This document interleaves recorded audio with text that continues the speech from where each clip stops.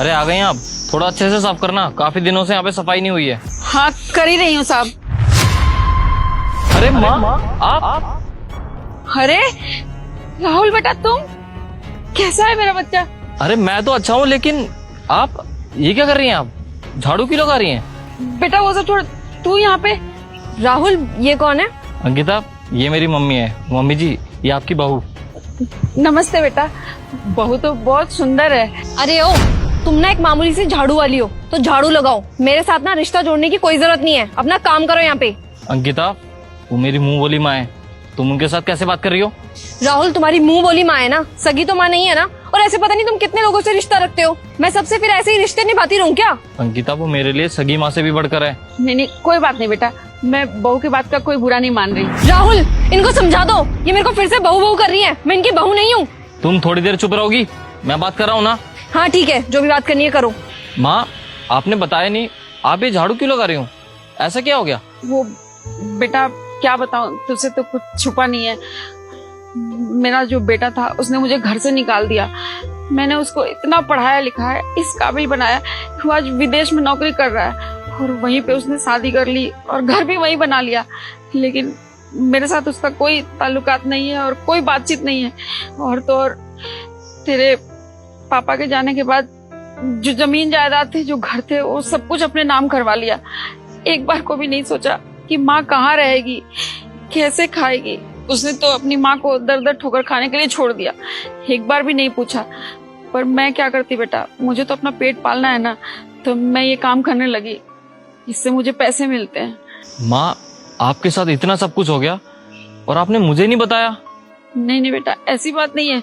मैं गई थी तुझे ढूंढने, मैं तेरे पुराने घर पे गई थी, लेकिन तो मुझे वहां मिला नहीं, तो फिर मैं क्या करती।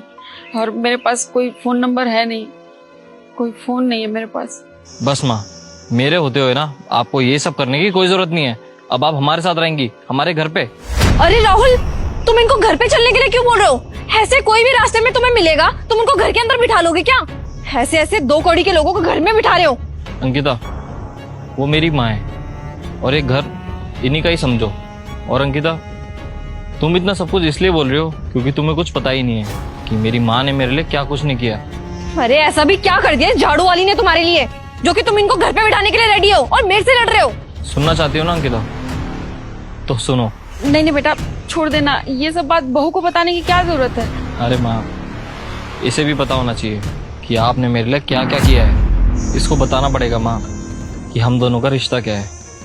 अंकिता, तुम जानती हो, जब मैं छोटा था ना, तो मेरे और मेरे परिवार वालों की ना कोई औकात नहीं थी। अरे इनके घर पे काम किया करते थे हम, और ये लोग उस वक्त एक बहुत बड़े जमींदार थे। और एक दिन मालिक ने मेरे को पढ़ाई करते हुए देख लिया, तो उन्होंने मेरे से आके पूछा कि तू पढ़ाई करना चाहता है? और मैं उनको मना क्यों करता, मेरे को तो पढ़ने लिखने का बहुत शौक था। तब मालिक ने मेरा बहुत ही अच्छे स्कूल में एडमिशन करवाया, और तो और कॉलेज तक के पैसे भी उन्होंने दिए। और आज मैं जो कुछ भी हूं ना अंकिता, सिर्फ और सिर्फ इन लोगों की वजह से ही हूँ।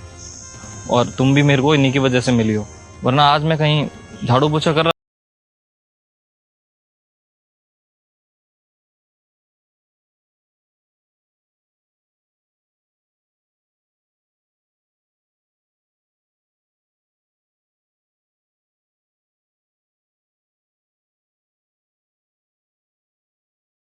मेरा सहारा बने। मैंने तेरी मदद इसलिए की थी ना कि मैंने शुरू से ही देख लिया था कि तू बहुत काबिल है, पढ़ने लिखने में बहुत मन लगता है तेरा। मैंने इसलिए तेरी मदद की थी। माँ, मैंने जाने अनजाने में आपको बहुत कुछ सुना दिया, मुझे तो पता ही नहीं था कि आपने इनके लिए इतना सब कुछ किया है।